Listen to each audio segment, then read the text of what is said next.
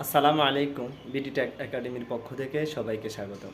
কিভাবে আপনার ইউটিউব চ্যানেলে লোগো অ্যাড করবেন এবং কভার ফটো অ্যাড করবেন আজকের ভিডিওতে সম্পূর্ণ প্রসেস দেখিয়ে দিচ্ছি।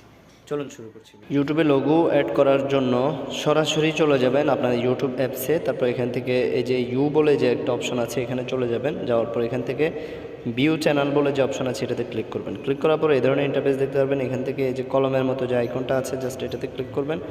তারপর কিন্তু এই ধরনের একটা ইন্টারফেস চলে আসবে। তো এখান থেকে আপনি জাস্ট লোগোর উপরে ক্লিক করবেন।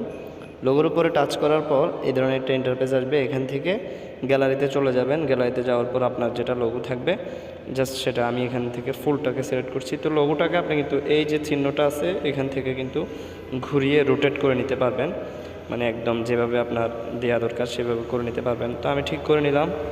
তো এখান থেকে জাস্ট সেভ লোগো দিয়ে দিলে কিন্তু এটা সেভ হয়ে যাবে।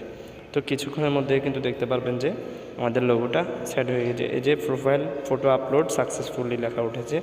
তো এভাবে লোগো অ্যাড করবেন। এরপরে এই যে ক্যামেরার যে আইকন আছে এখানে ক্লিক করে কিন্তু আপনি অল কভার ফটোটাকেও কিন্তু আপনি এখানে সাইজ মতো যদি থাকে চেঞ্জ করে নিতে পারবেন। তো এই ছিল আজকের ভিডিওটি ভালো লাগলে প্লিজ লাইক কমেন্ট করে মতামত জানাতে ভুলবেন না। কোনো প্রশ্ন থাকলে অবশ্যই জানাবেন। আসসালামু আলাইকুম।